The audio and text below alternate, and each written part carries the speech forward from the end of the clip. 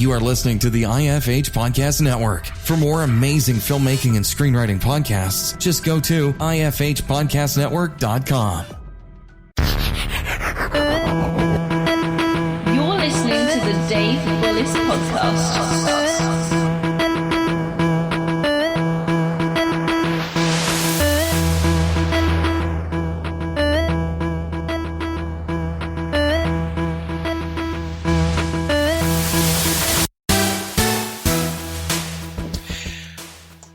Joining me today for another episode of the Dave Willis Podcast is Erik Stolhanske.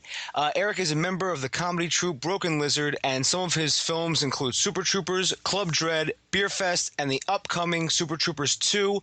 Erik, how are you doing today, sir? What is up, Dave? I'm good, brother. I'm good. Excellent. How's everything out in L.A.? Phenomenal. Magnificent. Glorious. Can't complain. It's good. Life's good. Awesome. So, just getting started, Erik, could you give us a little bit about your background and how you got started? Yeah. I mean, back in high school, I guess I was, more of a baseball player than anything. And then I kind of dabbled my toe into acting, got a bug for it, went out to college and, started exploring a little more. But I met this guy named Jay Chandrasekhar, who was a buddy of mine. We were actually roommates in college, and he was putting together a sketch comedy group, asked me if I'd come audition for it because we got along really well and made each other laugh, and ended up getting cast in a sketch comedy group. It was called Charred Goosebeak back at Colgate University. After graduating, we went down to New York City, gave sketch comedy a laugh for a couple years, and turned into independent filmmaking, and then the ball kept rolling, and here we are making Super Troopers 2, 20 years later. I was actually, a couple years ago, I actually saw one of your first movies, which was Paddle Cruiser. Paddle Cruiser, yeah. Which you actually shot on campus, correct? Yeah, we went back in a couple years after graduating, went back to Colgate in the summertime when no one was there and shot it. So did you basically write the script all around the college campus? Like purposely did you purposely say, hey, we could use Colgate to film there, so let's just make a script that takes place at the university? Yeah, well, originally, we kind of just wrote a script, and it was the first thing we had ever written. I guess Colgate was convenient for us because we kind of knew locations, but it wasn't specifically written for Colgate by any means. We called it Coburn University. And then we had the idea to go shoot back there, and at first they didn't even want us to shoot there. They said no because they were afraid it might tarnish their reputation of some sort, because there's a little nudity, some drinking, normal college stuff, but they didn't want that to be in the big screen. And when they said no, we had all of our friends fax. Remember the faxes? Yeah. We had everyone that we knew fax in request to the president of the college saying, support the arts, let these guys make the movie there. And finally they got so backed up in their office with these faxes coming in that they agreed to let us shoot there. So now all the years later, after you've shot that and after the success of Super Troopers and Beer Fest, have they invited you guys back to give talks there or anything?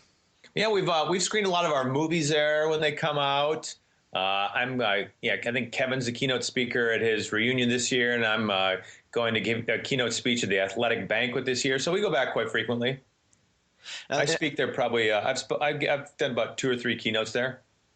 That's awesome.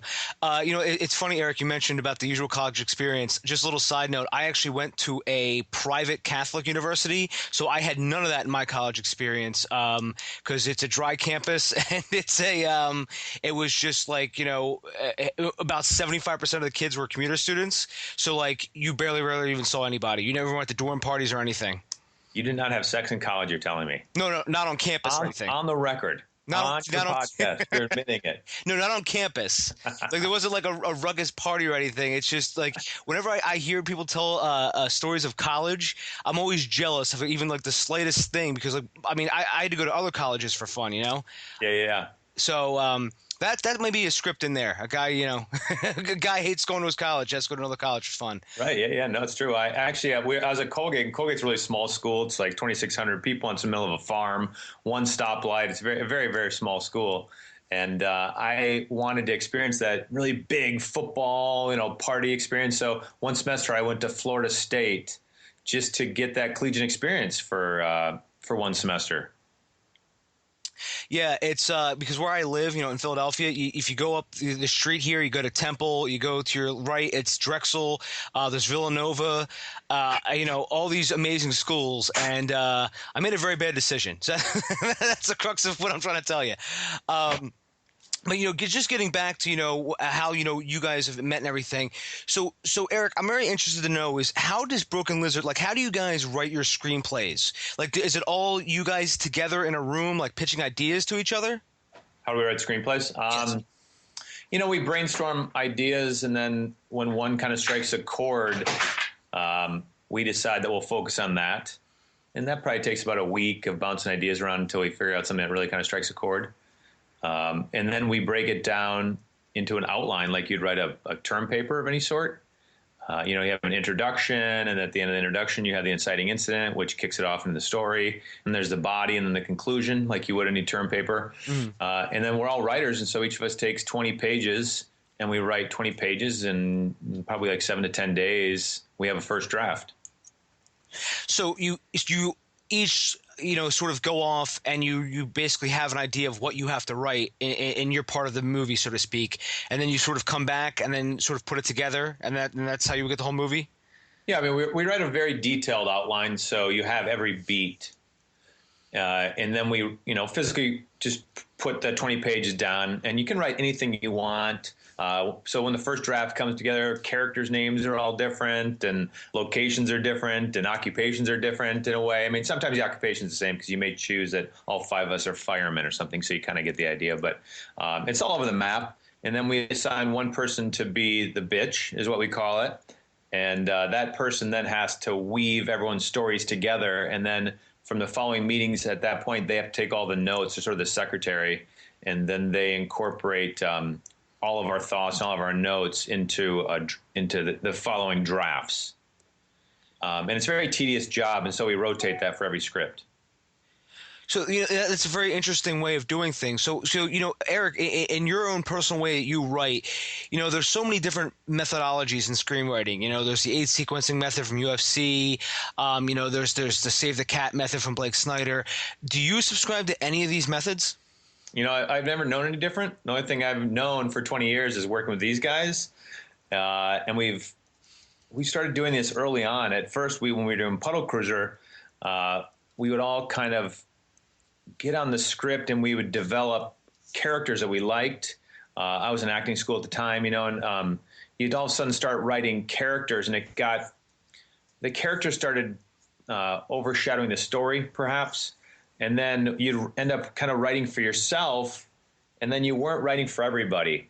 And that we found out we didn't like that method as much because it did feel like you weren't writing for the whole script. You're kind of just developing a character.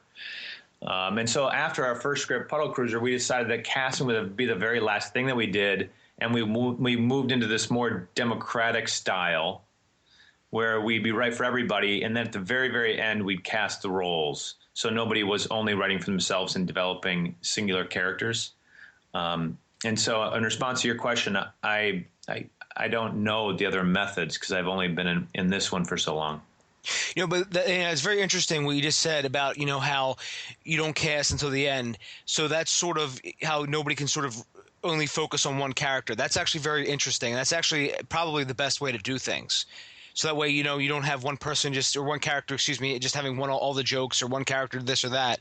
So that's actually very interesting. So, as I was looking through, like when all of Broken Lizard's movies, you sort of have a movie every like 2 to 3 years. So like, do you usually take a lot of time to develop them, meaning the screenplay, or is it you just sort of have to recharge your batteries for a while before you guys can come together for another movie? Yeah, I mean, in making a film, I guess some people are more prolific than others, but it's a very long process. It's a lot of money. Trying to raise that money is difficult, and especially now that the mini majors and the DVD market isn't really around anymore, it's a lot harder to just raise the money because distribution is a lot thinner. But yeah, I mean, we spent about at least a year writing a script for the original Super Troopers. I think we wrote about 22, 23 drafts. The current script that we have for Super Troopers 2, we've written about 16 drafts, and by the time we shoot it, we'll have written 22, 23 drafts. Yeah, so we really like to go over it and over and over and over and over again, and it's a long process to make sure we are happy with it. Speaking of Super Troopers 2, this is the first time you guys have done a sequel. Was there was this a little different this time around because it is a sequel? Is it different? Meaning writing the script and everything, Writing the script. Well, it's fun because to come back for it 10 years later and really know the characters. Mm-hmm. It was very different in the sense like when we started putting pen to paper, and we've been writing for a long time, but we knew the voices very well. And, we had been through it so much writing the first draft and then shooting it and then seeing it on the screen. You knew how the characters reacted to everything and had points of views. So it was a little bit easier. So, as we were talking about Super Troopers 2, you guys have gone the crowdfunding method, which I think is fantastic, by the way. Your campaign is going right now, and I just checked it, and you guys are over $3 million, over your $2 million mark. First off, congratulations. Thank you very much. I actually contributed because I was a big fan of the first Super Troopers, and I always like it when I encourage anybody. I think crowdfunding should be open to anybody, whether you're a regular guy or what have you, or even like Zach Braff kickstarted, and I forget some of the like Spike Lee crowdfunded, but I think it should be open for anybody. And so you actually though chose Indiegogo over Kickstarter. Broken Lizard chose Indiegogo over Kickstarter. Was there any specific reason for that? Not necessarily. I mean, they're both great companies, so there wasn't any really great reason for it. It wasn't like one's good or bad. It just it's one we chose. Okay. Well, I just thought maybe you were, maybe they had a different model that you liked or something. I mean, yeah. I usually ask that because some people do actually have, some people really do have like, strong feelings one way or the other. Because I actually know people at Indiegogo. John Trigonis is actually one of their. He's been on the show before, and he does a lot of their film campaigns. He'll like if you were to reach out, he'll help consult with you about your campaign before you actually launch it. Yeah, I mean. When we first started working with Indiegogo, which we love, they were incredibly enthusiastic, and we wanted somebody that was just really, we felt like they were going to do the most, had the most enthusiasm about the campaign. And another thing that we love about it, and I don't know if this was not possible with Kickstarter. Well, the great thing about Indiegogo is if you don't reach your goal, you can still go make your movie. And so that was a nice thing. We liked that you don't necessarily have to reach the goal to get the money. Mm-hmm. Even though we reached our first initial goal within 24 hours, it was nice to know that existed. Another thing which was great, and I think is one of the coolest things about this campaign, is that you can buy a ticket in advance. We have a thing called the Fandango Bango package, and you can actually buy a ticket for Super Troopers 2 in the Fandango Bango package, and they have it in some other packages as well, but I guess some of the criticism I've heard of other campaigns is you donate money and then you don't even get a ticket to go see the movie when it comes out. And we wanted to make sure that we changed that. That was very important to us. Yeah, that is a very good perk to have. And that sort of leads to my next question was, how did you, come up with some of your perk ideas? Was it just you guys in a room sort of, coming up with the perks? Yeah, we wanted it to be fun. I mean, we wanted people to have as much fun sort of with the campaign as they would seeing the film. And so we wanted to have funny perks and enjoyable perks, a lot of perks where people could come hang out with us. One example is a baseball game. We love baseball. We love sports. And we thought it'd be fun if somebody got to get a bunch of their friends and we get to go spend an afternoon together watching a baseball game. And so that was important for us to be able to share our time with our fans and get to know them more. Yeah, and also you have the great perk of the Xeroxed asses. We were sort of joking back in the 80s. That was kind of like a funny thing that people used to do with Xerox machines, right? They'd Xerox their faces, they'd Xerox their butts, or it was a big office prank back in the, I don't know, 80s if I can remember correctly. But you'd Xerox your butt, and then you'd leave that in the Xerox machine the next day for coworkers to come to, and they didn't know whose it was. So that was sort of a throwback to that, kind of a funny idea. We wanted to incorporate a lot of humor into it. Yeah, it was hilarious. I actually saw that and was like, you know what? I will chip in an extra $1 for that. Why not? Yeah, we're still wondering if we're going to have to do it. So, Eric, I had as you can expect, I had a pretty good amount of questions that actually came in. Would you mind just answering some questions really quickly from fans? Yeah, sounds great. I'm excited. Sure. Okay, the first question I got was, Eric, what was the most favorite film that you were in? Favorite film? I guess Super Troopers. I mean, it was a blast. I mean, Club Dread was so fun to film. We're down in Mexico having a blast. Lots of tequila and swimming in the ocean. And but I don't know if our fans responded that much. I mean, personally, it was really fun to make. But Super Troopers, you got to put the uniform on and be in cars and stunts and, feel that power of the authority of being a cop. So I guess that probably Super Troopers was most fun. Well, Eric, you touched on Club Dread. That's actually one of my favorite films of yours, and the reason is I'm a big horror movie fan, and I got a lot of the subtle references that you guys did, and I also enjoyed it because it is each of your movies is so different because Super Troopers is different than the Slam and Salmon, which is different than Beer Fest, but I think it was a very well done movie, and I always tell people about it because I think it's overlooked a lot of the times. About when you think of the horror movie comedies, a lot of people go to the scary movies, if you know what I mean. But Yeah. but the Club Dread is hilarious by itself, Well, thanks. Yeah, I think Club Dread's really underrated. A lot of people come up and they say that they don't like that film. I think it's because maybe they were expecting a sequel to Super Troopers, and we really did want to do something different and have a library of very different movies. But I just did a Comic-Con recently, and a lot of people that attended that like horror films like yourself, they really enjoy that film. It certainly strikes a chord with a certain audience, and I really appreciate that. Yeah, and it inspired me to start writing one of my own horror comedy scripts because I think horror comedy is I think tough to do because like you just said you sort of have different expectations from fans going into it because one side usually wants a straight horror film, if you know what I mean, and the other side sort of wants a straight comedy film, so it's a very fine line in my opinion to walk for the horror comedy, but I think you did a phenomenal job on it, and that's sort of what I've been using as a template when I try to write my horror comedy scripts.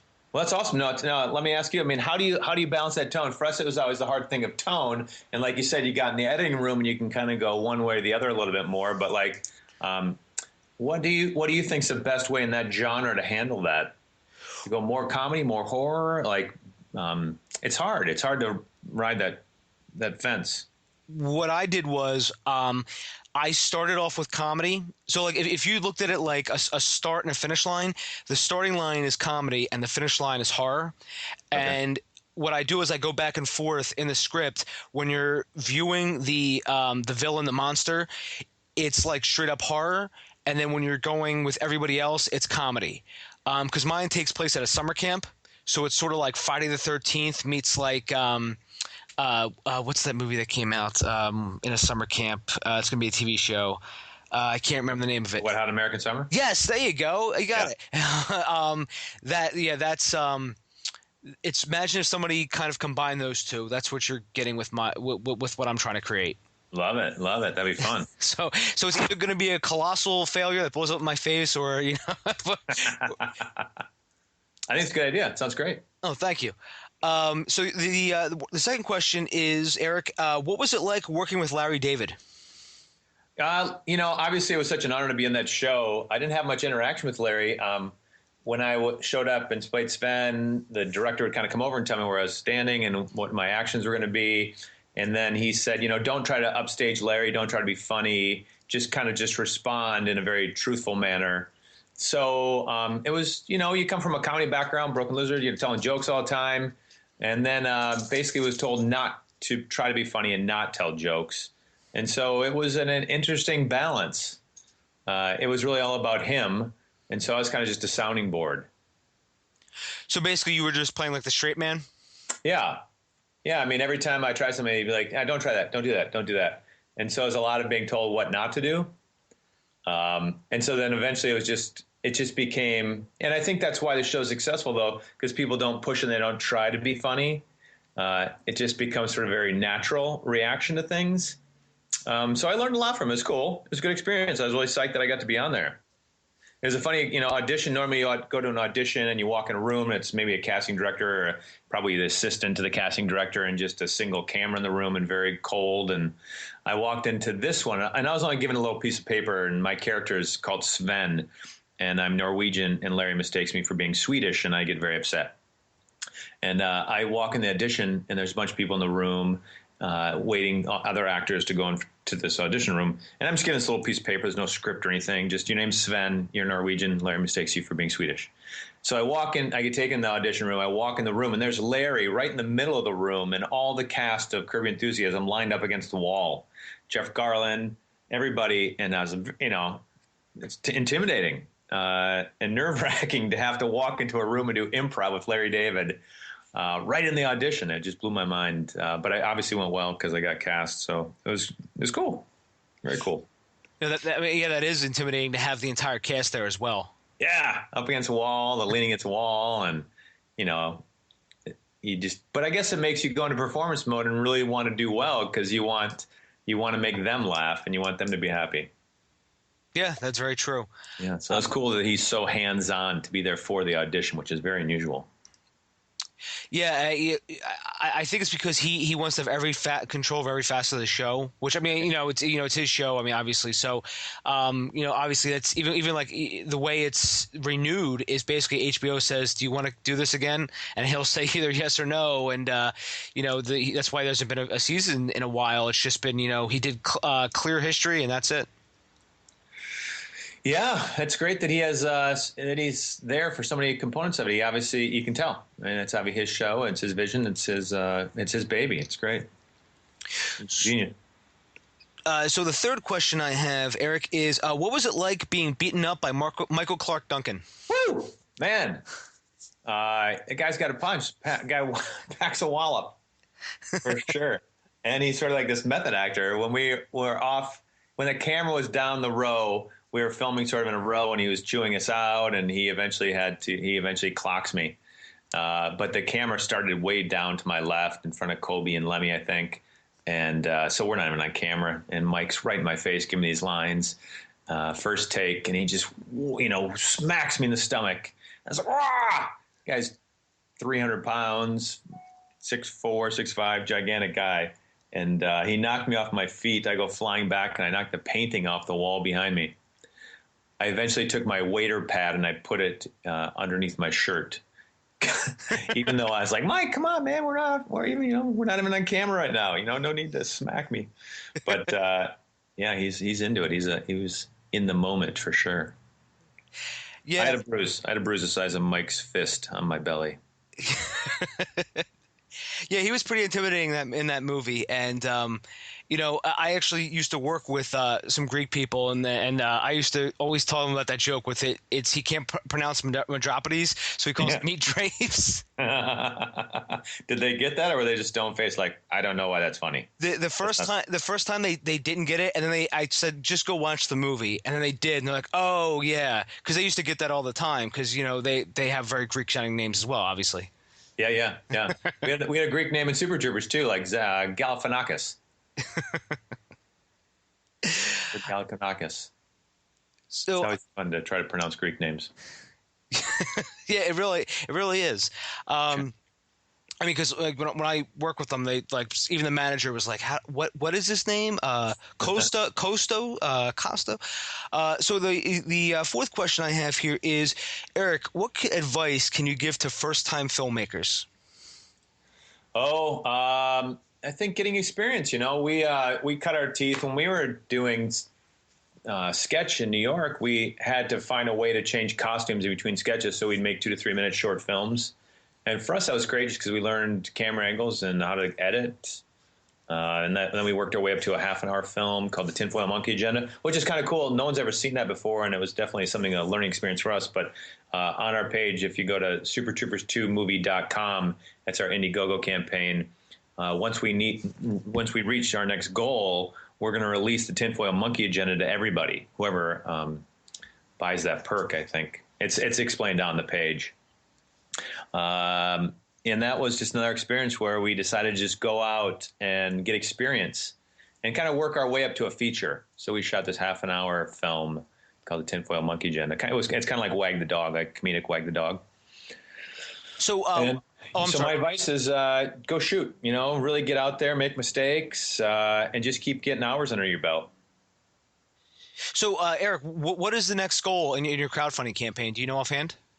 The next goal? Yeah, the next goal. I think it's 3.5 million, and then I believe I'd have to look at it, but I can't remember if it's 3.5 for the Tinfoil Monkey or 4 million for the Tinfoil Monkey. And I think it's 3.5. We released the Tinfoil Monkey Agenda. If we can reach 4, we're going to make a documentary about the whole experience, and that'll have hopefully fan interaction, everything. Oh, that's really cool. Yeah, it'd be really fun. So, and this next question kind of ties in with that. With the previous question is, if Broken Lizard were starting today, what would you do differently?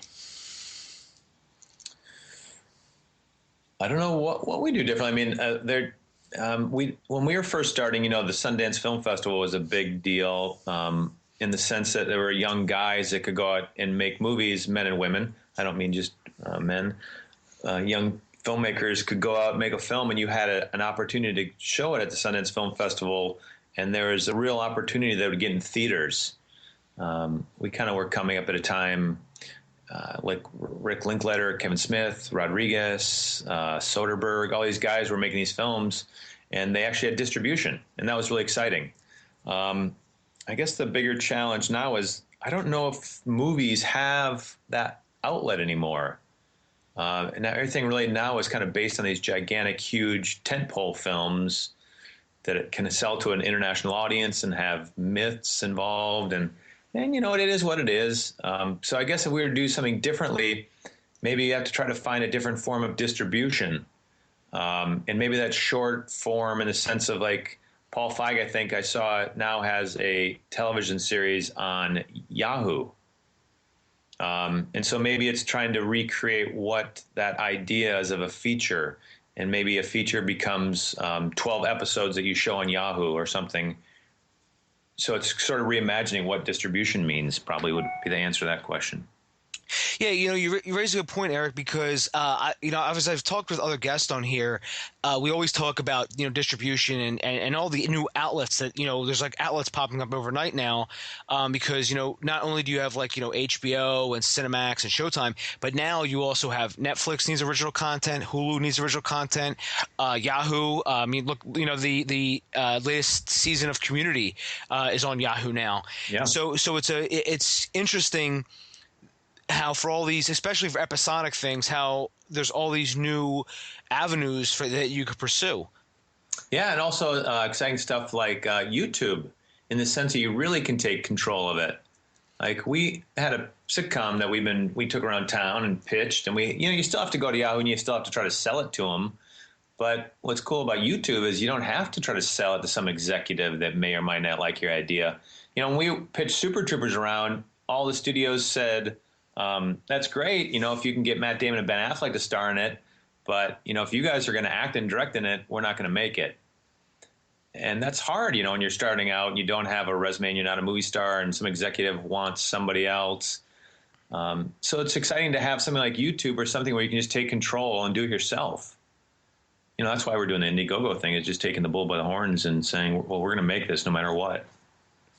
Yeah, and I agree, and that's why what I was saying previously, why I think crowdfunding should be open to anybody, and because I mean beyond once the equity crowdfunding platform hits as well, that'd be great. Yeah, I mean you're going to have a plethora of options, because you're going to be able to say do I want to do an equity where someone invests $5,000 or $1,000 and they get a share, or donation based where you pay X amount of dollars, you get a ticket or you get a shirt or you get what have you.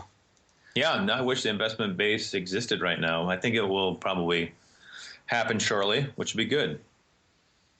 Yeah, I think so too. I think we're slowly inching towards there. So that way, anybody then could just launch. I mean, even beyond movies. I know, we talk about movies, but even if you had like an invention or something like that, it'd be very interesting. Absolutely, yeah, be great. So the next question is, Erik, what can we expect in Super Troopers 2? Plot-wise? I'll, safe? no, I'll leave that. Give away those secrets. No, I'll leave that open. I'll leave that open for you. Anything you want to say about Super Troopers 2? It will be fun. At the budget we have right now through the Indiegogo campaign, it's very bare bones. I mean, we won't be able to do a ton of stuff, but if we can get the budget up a little bit, hopefully we'll have some fun stunts and car chases and stuff like that. We still have to raise, more money if we want that, and if we want real actors to be in it. But no, I mean, we've been working on a script for a long time, and there's a lot of expectations, so we're trying to make it as funny as possible. It makes us laugh. We really dig it. We wouldn't have gone to the Indiegogo stage if we weren't at the place where we were happy with it. So, I don't want to give away any secrets. I really want people to be, I never want to know anything about other shows. I always want to turn it on and watch it with fresh eyes. And so I prefer not to give away anything about it, but it makes us laugh. That's all I can say. Very cool. So, Erik, in closing, is there anything you wanted to discuss or anything you want to say that maybe we haven't had a chance to discuss yet? I don't know. I feel like we had a nice conversation about film. I mean, how do you feel about the current state of distribution? Where do you think film is going to go in the next 5 years? Now we were kind of a child of the DVD market, which was a lot of our success. We weren't well known at all, and we're still not. So when Super Troopers came out, we didn't have big opening weekend. We did, about 20 million, I guess, in the box office. But, our real audience was on DVD. So what do you think is the current state for filmmakers now coming out? Is it internet? How do you monetize things? Well, what I think is I think there is a future in film. I know there's a lot of pessimists out there who will say, like, basically film is in the decline while episodic is in the ascension. And that is true. I don't think either one's ever going to go away. I think this is just another cycle.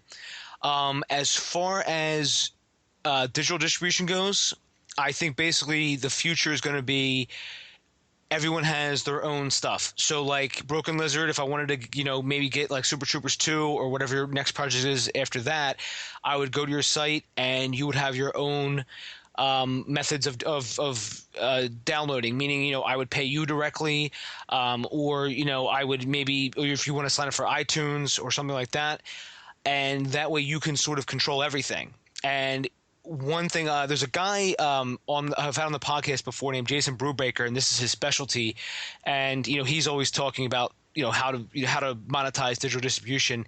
And he's got a whole, presentation about how he goes to investors with not only VOD projections, but also how he goes with actual conversion rates and everything else. So that way he can say to investors, listen, I need $1 million.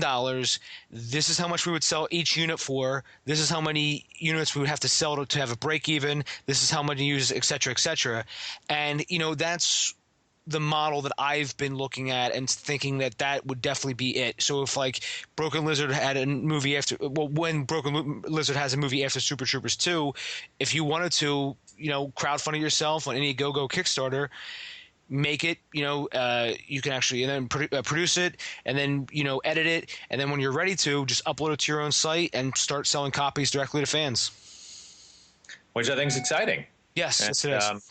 I think it's cool. Louis C.K. did something like that, right, with his stand-up, and Radiohead did that with one of their last release, maybe before In Rainbows, or was it In Rainbows? I can't remember. But yeah, it's a cool method. I think you actually have control, which is nice. Yeah, I agree. And Louis C.K. did do that. So if you wanted to watch his latest stand-up, you would just download it, and he made it. He made a pretty good profit off of that too. I mean, more power to him. Yeah. And it's like the show Louis. Even with FX, they basically said, we'll just give you the money, whatever you can, and you can make a show out of this. And he's done pretty well with that show. Yeah, I mean, that guy's so good. It's incredible. Yeah. I love that he has control like he does. It's great. It's really his point of view and his vision, which is really exciting. When you ask me about what I'd recommend to upcoming filmmakers, is have your own point of view about something, which you see Louis C.K. and he's always telling like his point of view of the world, and Larry David too. So it makes him successful. Yeah, very true. That is something that if you look at any of your favorite filmmakers, there's a reason why you like them. It's usually because they have something different to say. They shoot things differently, and it's all it's like if we gave a script to Quentin Tarantino and Kevin Smith, you'd wind up with two very different movies. Absolutely, yeah. That's what's cool, right? You want to see someone's point of view and how they tell a story. Oh yeah, absolutely. So, Erik, I want to say thank you very much for coming on. I know you're busy with everything, and, I wish you the best with Super Troopers 2. So in closing, where can people find you out online? ErikStolhanske.com, on Twitter, Erik Stolhanske on Twitter, Erik Stolhanske Facebook. Come on over and say hi. Cool. And I will link to those all in the show notes, as well as the Super Troopers 2 Indiegogo campaign. When does this campaign end, Erik? Do you know offhand? April 24th. April 24th. Okay, so everyone, if you haven't had a chance to yet, go check out Broken Lizard's campaign on Super Troopers 2. I think it's going to be hilarious, Super Troopers 2, and if you haven't seen Super Troopers 1, I recommend you check that out as well. It's I'm sure it's for rent on Netflix, or if you want to buy it on Amazon, feel free. And, so, Erik, again, thank you so much for coming on. And everyone, you can check me out at davebullis.com, and at Twitter, it's at Dave_Bullis. And Erik, please feel free. Anytime you want to come back on, let me know. Thanks, Dave. One last thing on April 7th, tomorrow, we're going to have a bunch of new perks going up. If anybody's already checked the site, but they haven't seen any new perks in a while, tomorrow, the 7th, we're going to put some new cool stuff up. Oh, nice. Very cool. Awesome. Thanks, Dave. Anytime, buddy. And Great again, talking, man. You too. Again, best of luck with everything. All right, cheers. Talk soon. Take care, buddy. Bye. Bye-bye. Find Dave at davebullis.com. Please make sure to subscribe and share the podcast.